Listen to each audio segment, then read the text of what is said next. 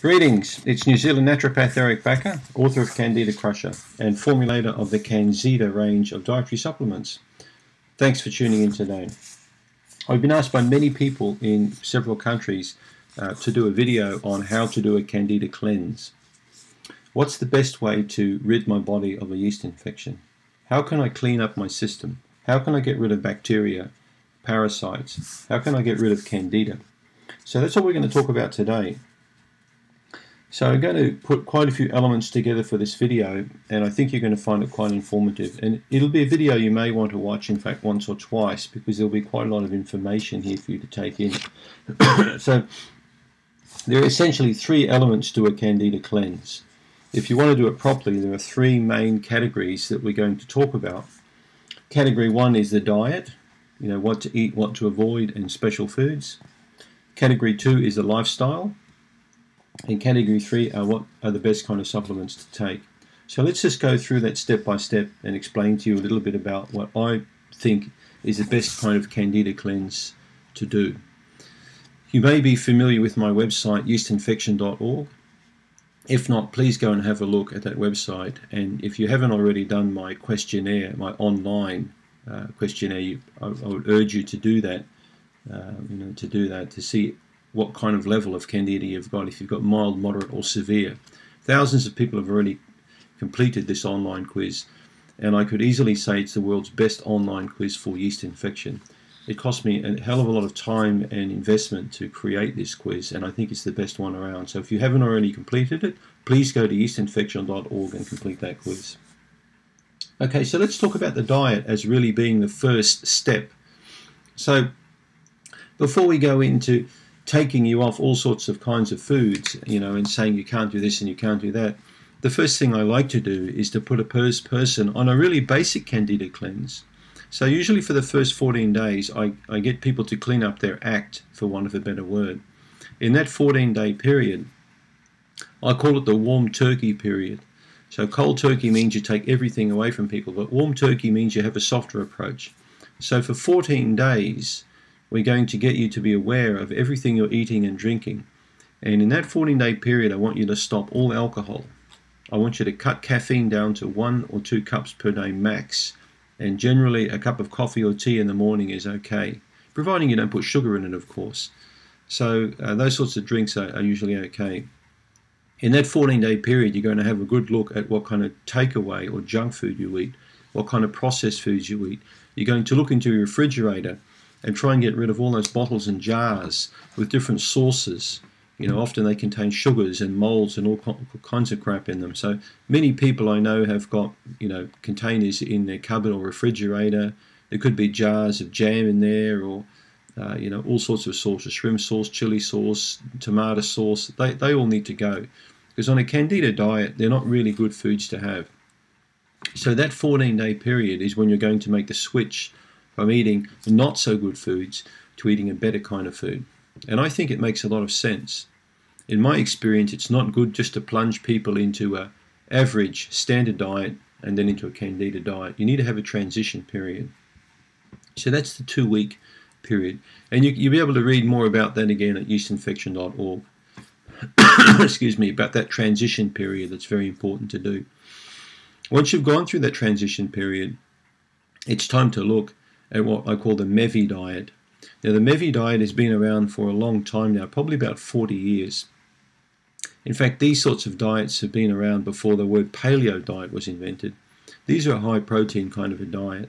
Candida loves sugar, so of course the big thing that we want to do is take sugar out of the diet. So yeast needs sugar to thrive, and a paleo Mevy kind of approach doesn't really have sugar in it. So the Mevy Diet is an acronym for meat, eggs, vegetables, and yogurt. So that's how you basically form your diet. Lots of good quality lean proteins. My favorite protein is fresh fish. Free-range chicken, free-range eggs. If you're a vegan, there are plenty of other options you've got too. There are plenty of legumes you can eat. There are nuts and seeds and beans and all sorts of things you can eat.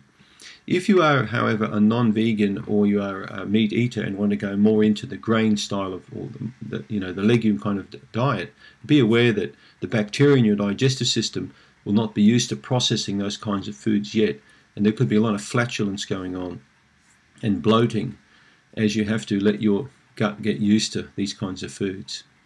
So making any kind of quick diet switch is not really a good idea, because you could get a lot of digestive upsets. So whether you're a vegetarian going to start eating more meat, or whether you're a meat eater going to start eating more vegetarian, you need to make the approach very slowly and gently over a period of, preferably in my opinion, 1 to 2 months. Right? So the Mevy approach is very important because it basically starves the Candida. It stops the Candida from feeding on the kind of foods it loves to have.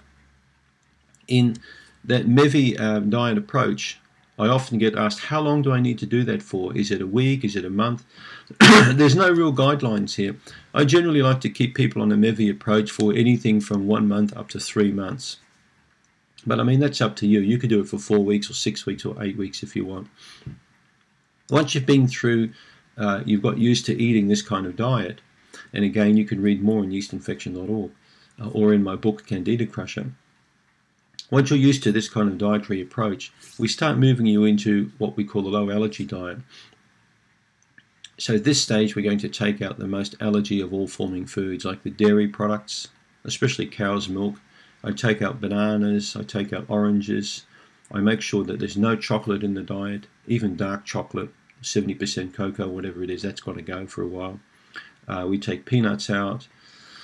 And then we tidy the diet up even a little bit more. We take out even some more foods that potentially could, affect your digestive system. So my book contains quite a large page on the hypoallergenic diet. The book's available through CandidaCrusher.com, by the way. So I think I've written the most comprehensive information anywhere on the internet regarding food and yeast infection. So the low allergy diet is very smart, because now what we've done initially, we've cleaned you up. We put you into a protein diet with plenty of fiber in there and starches for the good bacteria to feed on. Now we're stripping away the potentially allergy foods. This is a very smart move, because a lot of people with Candida have got, in fact, food allergies and food intolerances. They will have 1 or 2 key foods that are creating immune dysfunction, because nearly all patients I see with Candida have got leaky gut. And by taking out the potentially allergenic foods, you're going to, stop the immune system reacting. After this low allergy approach, and again that can last anywhere from 4 weeks up to about 12 weeks, depending on how you improve, you're going to start reintroducing foods, and that's the third stage of the diet. But before we go into the food reintroduction, it's important to also tell you that you need to eat foods that are going to help to fight Candida. And again, I've written quite a lot of articles and done YouTube videos on this, on the anti-Candida foods. Right, we've talked about garlic extensively, oregano, coconut oil, there's clove. There are many different kinds of foods you can consume that actually fight Candida, that the Candida hates. These foods also discourage bad bacteria, like Citrobacter frundi. They get rid of things like Blastocystis, Pseudomonas. All these kinds of bacteria and parasites, they don't really like this kind of diet approach either. This diet approach is very favorable towards encouraging the beneficial bacteria. So when we look at the special foods for Candida, we've got the anti-Candida special foods, and then we've got the prebiotic special foods. So there are 2 separate categories of foods that I think you should learn to incorporate into your diet as you're going through a Candida cleanse. Foods that discourage Candida and bad bacteria, and foods that encourage the good bacteria.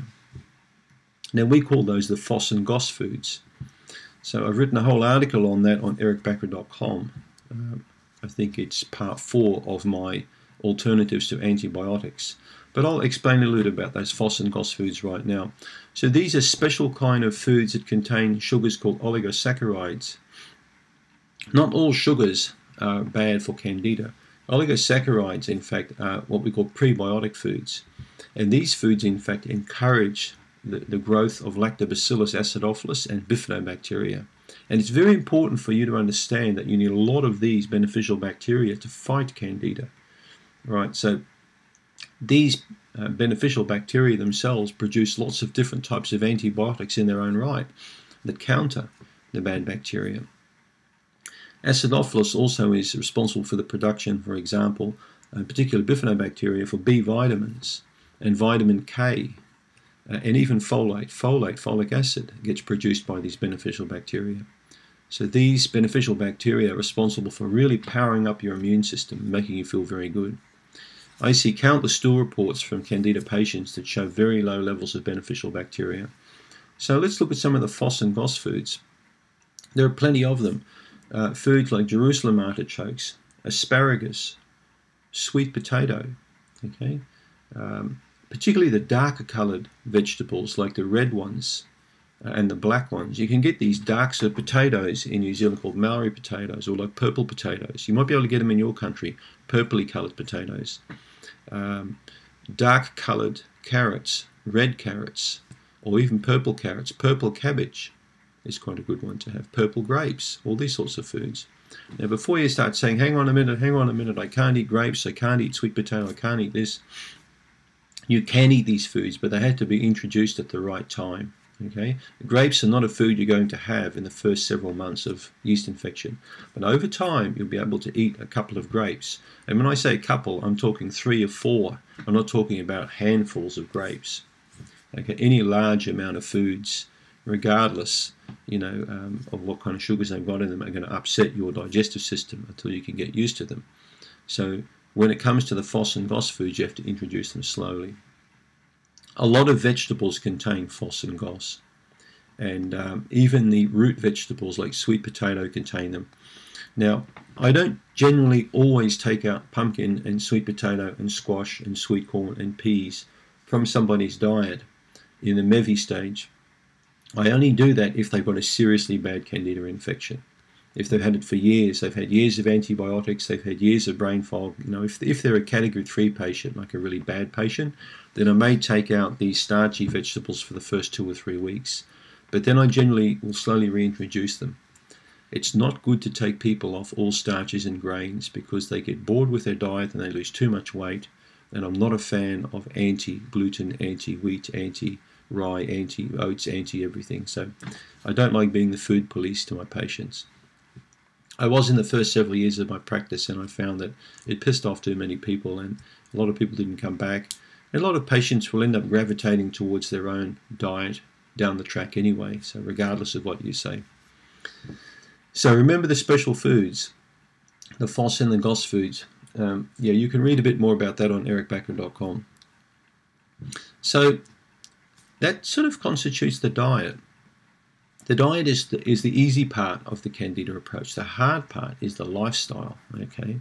And that's something you're not going to read about on a lot of websites. The Candida Diet website, for example, doesn't talk about lifestyle changes, how important they are. Most yeast infection sites I've seen talk very little about lifestyle. And this is the missing link, because in my opinion, 3/4 of your recovery from Candida is about lifestyle. Because lifestyle affects your immune system, it affects your endocrine system, your hormone system. It all gets affected by lifestyle. So what's the point in eating really good foods if you're going to bed at 1 o'clock in the morning and looking at your iPad? Waste of time. Waste of time. What good is there in eating a lot of good foods?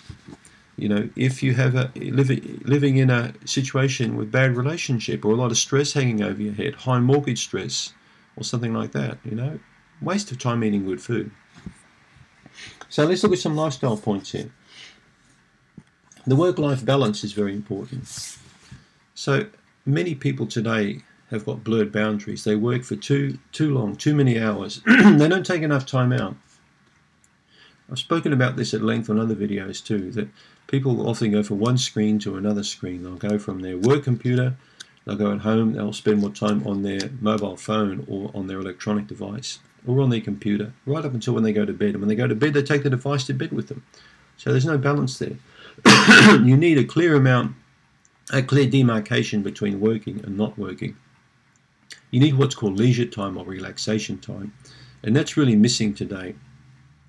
Leisure time empowers the parasympathetic nervous system. This is the nervous system which helps rebuild the body. It helps the body to rest and digest. Okay.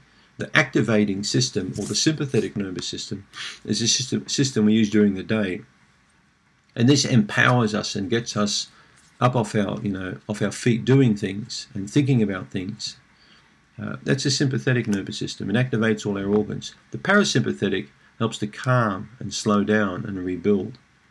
And as I said, it's rest and digest. So that system activates predominantly when you're sleeping. Now, sleep is a big problem. 40% of people in my country have got sleeping issues. And if you're in the US, I would say over half of people I see as patients have got a sleeping dysfunction. Now, what's the point in having a premium diet with quinoa and salmon and organically, grass-fed beef and all this sort of stuff, if you're not sleeping properly? What a load of crap. You just can't really expect a really good health and recovery if there's a poor sleep level. You need to sleep very, very well. So if you've got a sleeping issue and you're watching this, that's probably one of your primary things you need to fix up. Work out why you're not sleeping and fix that up. Exercise. You've heard all about it. You've probably seen lots of videos and read lots of blogs and thought, yeah, I'll get around to it one day. So regular walking or exercise is paramount, in my opinion, for recovery from Candida.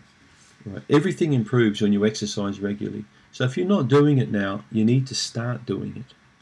This could be one of the reasons why you're not recovering. If you've been sick for years and you're doing everything right, but you're not recovering, get off your butt and do some exercise. Join the gym or find an activity that you like, whether it's cycling or swimming or walking. You need to be active if you want good health. And again, if you can't understand that concept, you're probably wasting your time watching this video, because you ain't going to cure Candida with supplements and diet alone. In some cases you will, but in chronic cases you won't. You need to look at the whole picture. Attitudes. Attitudes are very important too. It's very important for you to cultivate a positive state of frame of mind and always believe in a full recovery, that you're going to really recover from Candida one day. The patients I see that have been sick for years that recover, they understand that health is in their own hands, that they have to make those calls on what they can and can't eat, if they can get off their butt to go out for a walk, if they say no to an alcoholic beverage. They know that it's all up to them. And the attitude is very important, to have a very positive attitude and to watch out for negative people and to watch out for reading negative things on the internet. There's a lot of junk on the internet. So I want you to think carefully about the lifestyle. Many articles, again, I've written on yeastinfection.org on lifestyle and attitudes, on how to be happy, for example. Understanding the things that predominate the parasympathetic nervous system, or the healing part of the nervous system. Laughing a lot more. Chewing food properly. These are very important concepts for you to bear in mind. Sleeping, resting, because this allows digesting. So these are important concepts, so you need to really get a good grip on those, in my opinion, even more so than the diet, to aid for recovery. And the last point we're going to talk about will be the dietary supplements. So I've created a range of products that you can find on Canxida.com. That's C-A-N-X-I-D-A.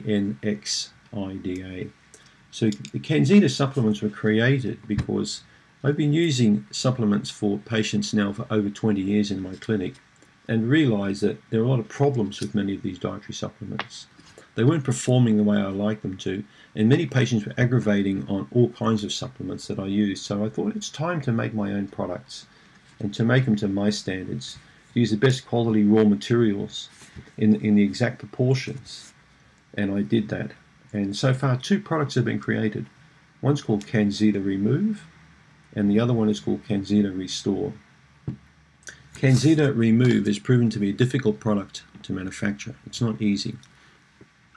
And nothing really good is really easy to achieve, I've discovered.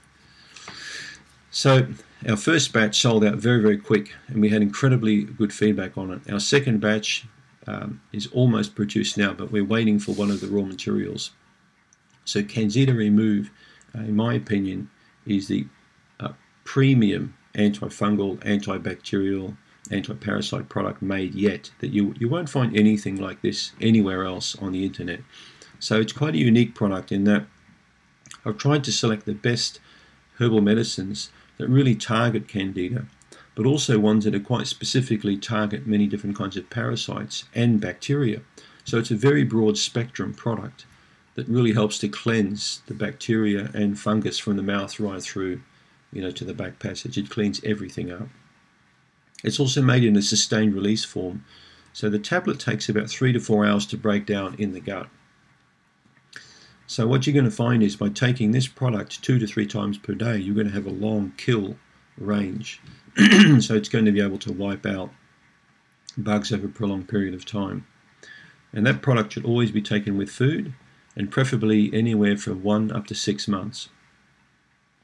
And it works perfectly fine at any stage of the Candida crusher protocol. It'll work quite well. The second product I created is called Canxida Restore. Now, Canxida Restore is a probiotic enzyme combination. It contains 7 different enzymes and 6 probiotics in it. Now, I didn't put any fructooligosaccharides or inulin in this product, so there are no prebiotics in there. And I did that for a very specific reason. I've used too many products in the past with prebiotics and had aggravations from patients. Spaced out people, sick people that develop bloating, gas, headaches, all kinds of things. And I can tell you, I've used every darn product out there for Candida that I could find. All the professional products, all the retail products. I know all the brands. I've used them all. And after using so many different products, I started to discover that most of them, in these combinations with enzymes and probiotics, contain prebiotics. And I thought, well, what the hell is that all about? Why don't I just get people to eat foods that contain prebiotics, and then they can eat more or less as they see fit, but keep that separate from the supplement. So the Canxida Restore was very carefully made to use the best possible enzymes for people going into the Mevy diet. So if you're in a paleo kind of approach or a high protein diet, this is a perfect supplement for you to eat. If you suffer from food intolerances or food allergies, this is a perfect supplement to take along with that. I created the Restore to be used as a standalone probiotic or a standalone digestive enzyme for any kind of gut-related product. Constipation, diarrhea, irritable bowel, inflammatory bowel, food allergy, food intolerance, any of those kind of conditions, you're going to get benefit from the Restore. Now, the Restore also contains a systemic enzyme in it called serrapeptidase. And this enzyme is very expensive. So people look at my supplement and say, whoa, you put a bit of a premium on that product. Well, I can tell you now, I've used the best possible enzymes from the top manufacturer in the world in that product, in a very special capsule, a time-release capsule that only opens up in the small intestine. The probiotics are in a spore form, so they take time to, really get warm, open up, and activate. And also, there's about 15 to 20% more probiotics in that product than is stated on the bottle. So you're going to definitely get these beneficial bugs into the system. The Canxida Restore is best taken 1 in the morning with breakfast and 1 before bed at night. 2 per day is usually good. So that's going to give you a whole month on 1 bottle. The Canxida Remove, you take 1 of those with breakfast, 1 with lunch, 1 with dinner. Or you can take 1 twice per day, 2 or 3 times per day. That's up to you. So take the Remove with food and take the Restore 1 with food in the morning and 1 before bed at night. And that protocol is an amazing protocol, and I guarantee that you're going to get outstanding effect on that. So those products are available through Canxida.com. Don't forget to please do my online quiz at yeastinfection.org. Important for you to do that, to get a feel on where you are right now. And then once you've treated yourself with these products, again, within a month or 2, you can do the quiz again to see, where you are, what the ballpark is. Good thing for you to do. Please subscribe to my channel, my Candida Crusher channel. I've got many subscribers now, and I intend to make many more high-quality videos for you to enjoy.